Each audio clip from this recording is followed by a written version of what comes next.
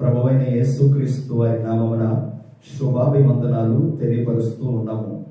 బేతేలు ప్రార్థన మందిరము వాడరేవు ప్రాంతంలో మరి దేవాది దేవుడు మరి ఇచ్చినటువంటి మహాకృపను బట్టి మరి దాదాపు 20 సంవత్సరాల నుండి ఈ బేతేలు ప్రార్థన మందిరం అనే ఈ పరిచర్య దేవాది దేవుడు ఇచ్చినటువంటి కృపను బట్టి జరిపిస్తూ ఉన్నాము. నా ప్రియ దేవుని జనాంగమా, మంచిది. ఈ సమయంలో కొద్ది నిమిషాలు దేవుని వాక్కును మీ మధ్యకు తేవాలని నేను ఆశపడుతూ ఉన్నాను.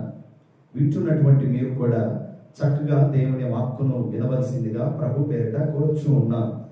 ప్రియమైన దేవుని జనాంగమా, చాలాసార్లు మీ జీవితాల్లో మీరు కన్నీరు గారుస్తూ ఉంటారు.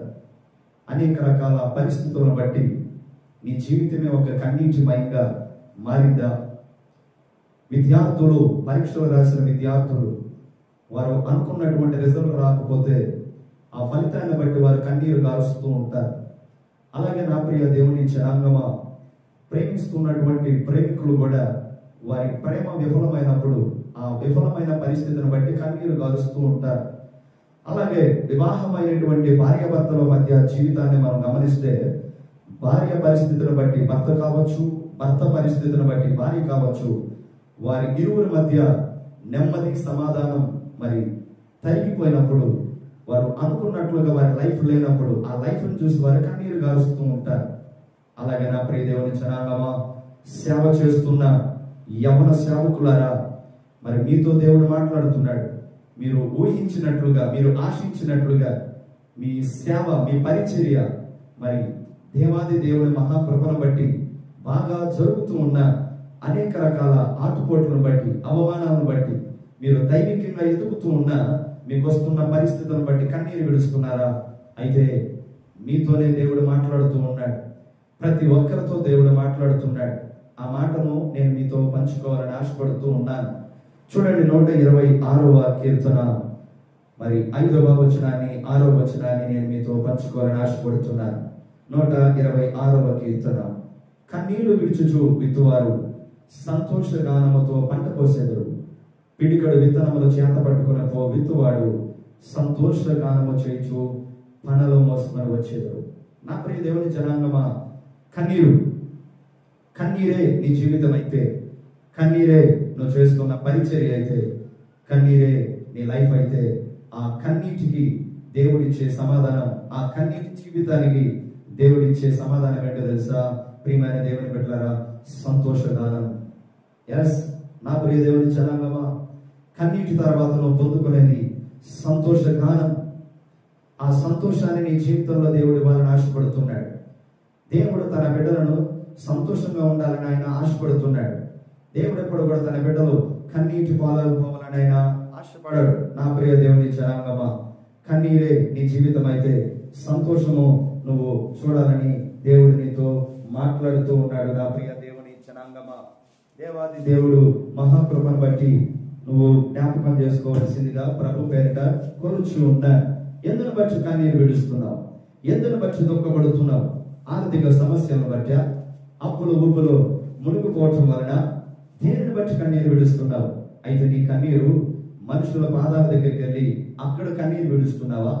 నీ కన్నీరు ఇరుగు పొరుగు వారి దగ్గరికి వెళ్ళి అక్కడ కన్నీరు విడుస్తున్నావా? లేదు లేదు, నా ప్రియ దేవుని జనాంగమా, నువ్వు కార్చవలసిన కన్నీరు ప్రభు సన్నిధిలో కన్నీరు కావచ్చు. నీకున్నటువంటి ఇబ్బందులను బట్టి కాదు, నీకున్నటువంటి ఆర్థిక పరిస్థితులను బట్టి కాదు, నీకున్నటువంటి ఆత్మల భారాన్ని బట్టి కన్నీరు విడిస్తే ఆ కన్నీరు నీకు ఇచ్చేది ఏంటో తెలుసా? సంతోషం. నా ప్రియ దేవుని జనాంగమా, కన్నీరు నీకు ఇచ్చేది సంతోషం.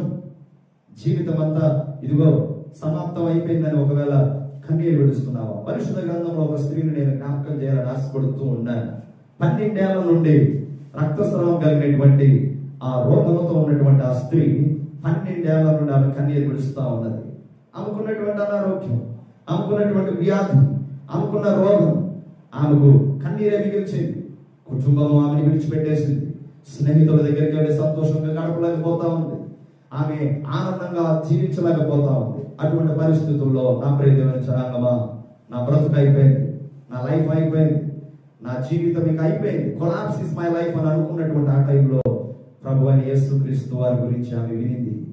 ఆయన స్వస్థపరిచే దేవుడని, ఆయన బాగు చేసే దేవుడని, ఆయన పరిస్థితిని మార్చే దేవుడని, ప్రియమైన దేవుని జనాంగమా, మారా బ్రతుకును మధురంగా చేసే దేవుడని, ఎండిన ఎముకలను ఫలింపజేసే దేవుడని, చిగురింపజేసే దేవుడని, ఎండిన నేలను కూడా ఆయన ఫలింపజేయగలిగే దేవుడని ఆమె వినిన తర్వాత ఆమె వెళ్ళింది. ప్రభువైన యేసుక్రీస్తు వారి వస్త్రపు చెంగు మాత్రం ముట్టుకుంటే చాలనుకున్నది నా ప్రియ దేవుని జనాంగమా. ఎప్పుడైతే ఆమె యేసుక్రీస్తు వారి వస్త్రపు చెంగు మాత్రం ముట్టుకున్న విశ్వాసంతో యేసయ్యలో ఉన్న గొప్ప శక్తి ఆమె శరీరంలోకి రాగా ఆమె శరీరంలో ఉన్నటువంటి రోగం ఆమెను విడిచిపెట్టి వెళ్ళింది నా ప్రియ దేవుని జనాంగమా. బైబిల్ గ్రంథంలో ఉన్నది, వెంటనే ఆమె రక్తధార కట్టెను. దేవునికి స్తోత్రం నా ప్రియ దేవుని జనాంగమా. ఈరోజు నీ బ్రతుకలా ఉంది. 12 ఏళ్ల నుండి రక్తస్రావ రోగంతో మరి ఎక్కడికి వెళ్ళలేని పరిస్థితి, నలుగురిలో ఉండలేని పరిస్థితి. మరి ఆమె బ్రతుకు కొలాప్స్ అని అనుకుంటున్న సమయంలో ఆమె చివరిలో ఒక ఆలోచన చేసింది, యేసు దగ్గరికి నేను వెళ్ళాలి. ఈరోజు ఈ వాక్యం ఆలోచిస్తున్నా ప్రియ దేవుని జనాంగమా. మరి నీ బ్రతుకు ఎలా ఉంది? నీ ఇంట్లో నీ భర్తను బట్టి కన్నీరా, నీ శరీరంలో ఉన్న రోగాన్ని బట్టి కన్నీరా, నీ కుటుంబంలో ఉన్న అప్పులు ఊపులో ఉన్న స్థితిని బట్టి కన్నీరా, నేను అందరూ ఉండి కూడా అనాథన అయిపోయినన్న రీతిలో కన్నీరా? అయితే నువ్వు అనాథవు కాదు బిడ్డ, నువ్వు ఒంటరిదానివి కాదు, నువ్వు ఒంటరివాడివి కాదు. ప్రభువైన యేసుక్రీస్తు వారు ఉన్నారు. ఇదిగో ఆయనే మార్గం, ఆయనే సత్యం, ఆయనే జీవం, ఆయనే సృష్టికర్త, ఆయనే నేను స్వస్థపరిచే దేవుడు. ఆయనే వాక్యము నీ దగ్గరకు వచ్చింది. ఈవేళ ఆ వాక్యాన్ని వింటున్న నీవు ఆయన పాదాల దగ్గరకు వచ్చి ఆయన పాదాల మీద పడి నీ బ్రతుకంతా, నీ స్థితంతా ఆ పాదాల దగ్గరకు వచ్చి నువ్వు కన్నీరు విడిస్తే యేసయ్య నిన్నేం చేయబోతున్నాడు తెలుసా? నీ స్థితిని మార్చబోతున్నాడు. ఈవేళ దేవుడు నీతో మాట్లాడుతున్నాడు, నీ స్థితిని మార్చబోతున్నాడు. 12 ఏళ్ళు కన్నీరు గార్చింది. 12 ఏళ్ళు ఆమె శరీరంలో ఉన్న రక్తమంతా మరి ఆమెను విడిచిపెట్టి వెళ్ళిపోయింది. అయితే ఎప్పుడైతే యేసు పాదాల దగ్గరికి వచ్చిందో ఆమె శరీరంలో ఉన్న రోగము ఆమెను విడిచిపెట్టి వెళ్ళగా ప్రియమైన దేవుని జనాంగమా, స్వస్థత ఆమె శరీరంలోకి వచ్చింది. ఈరోజు నీకేం కావాలి? స్వస్థత కావాలా? ఏం కావాలి? నెమ్మది కావాలా? ఏం కావాలి? ఆర్థిక పరిస్థితులు బాగుండాలా? ఏం కావాలి? నువ్వు అనుకున్నవన్నీ సాధించాలనుకుంటున్నావా? ఏం కావాలి? నా ప్రియ దేవుని జనాంగమా, కొండల తట్టు నా కన్నులెత్తుచున్నాను, నాకు సహాయం ఎక్కడి నుండి వస్తున్నదని దావీదు అంటున్నాడు. తర్వాత తనకు ప్రార్థనలో అర్థమైంది, యెహోవా వలన నాకు సహాయం కలుగుచున్నదని. దేవుడే నీకు సహాయకుడు. ఓ నా ప్రియ దేవుని జనాంగమా, సహోదరి సహోదరుడా, యేసుక్రీస్తు వారే మనకు సహాయకుడు. యేసుక్రీస్తు వారే మన ఆదరణకర్త.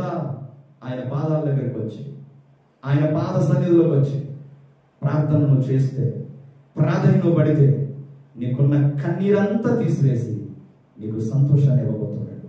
ఆ స్త్రీకి స్వస్థతనిచ్చాడు. నీకు ఏదో అవసరం, ఈ 2025 సంవత్సరము ఈ మార్చి మాసంలో ఇదిగో ఈ దినాన నా దేవుడు నీతో మాట్లాడుతున్నాడు. నీకేది అవసరమో నా దేవుడు తెలుసు, నీకేం కావాలో నా దేవుడు తెలుసు. అయితే నువ్వేం చేయాలంటే యేసు పాదాల దగ్గరికి రా. యేసు పాదాల దగ్గరికి వచ్చి ప్రార్థించు. యేసు పాదాల దగ్గరికి వచ్చి ప్రార్థింపడు. నీ కన్నీటిని నా తండ్రి నాట్యంగా మార్చిపోతున్నాడు. నువ్వు ఎన్నాళ్ళ నుండి అయితే ఏడ్చావో నీ ఏడుపు ఆనందమయంగా నా దేవుడు చేయబోతున్నాడు. కనుక నాకు దేవుని జనాంగమా, నేను ముగిస్తున్నాను. ఈ లైవ్, ఈ వాక్యం, ఈ మాటలు నువ్వు వింటున్నట్లయితే, ఒకవేళ నీతోనే దేవుడు మాట్లాడాడని నీకు ప్రేరేపణ కలిగితే, నా మనస్సును హత్తుకుంది ఈ వాక్యం అని నీకు అనిపిస్తే, అయితే యేసు పాదాల దగ్గరికి రండి, ప్రార్థించండి. చక్కగా ఆయన సన్నిధిలో గడపండి. ఆయన దగ్గరకు వచ్చి ఆయన వాక్యాన్ని పట్టుకోండి. ఆయన వైపు చూద్దాం. యేసు వైపు చూసిన వ్యక్తి జీవితంలో కన్నీటికి ప్రతిగా సంతోషాన్ని ఇస్తాడు. మనుషుల వైపు చూస్తున్నటువంటి వారి జీవితంలో కన్నీటికి ప్రతిగా ఇంకా మహా కన్నీరే వస్తుంది, కానీ సంతోషాన్ని నువ్వు పొందలేవు. అయితే యేసుక్రీస్తు వారి దగ్గరికి వచ్చి నువ్వు నీ జీవితాన్ని ఆయన చేతికి అప్పగిస్తే ఆయన తన చేతితో నీ కన్నీరు తుడుస్తాడు. ఆయన తన చేతితో నిన్ను పట్టుకుంటాడు. ఆయన తన చేతితో నిన్ను ఎత్తుకుంటాడు. ఆయన కౌగిట్లో నిన్ను పెట్టుకుంటాడు. నీకు సంతోషాన్ని ఇస్తాడు. ఈ మాటలో దేవుడు దీవించి ఆశీర్వదించును గాక. ఆమేన్. ప్రియ దేవుని జనాంగమా, బేతేలు ప్రార్థన మందిరం వాడలో ప్రాంతంలో ప్రతి ఆదివారం ఉదయం 10 గంటల నుండి 1 గంట వరకు ఆరాధన జరుగుతుంది. అంత మాత్రమే కాదు, ప్రతి నెల 14వ తేదీ గ్రామ సంఘ కుటుంబ క్షేమ ఆశీర్వాద సువార్త ఉద్యోగ కూడిక ప్రతి నెల 14వ తేదీ సాయంత్రం వేళ 6 గంటల నుండి జరుగుతుంది.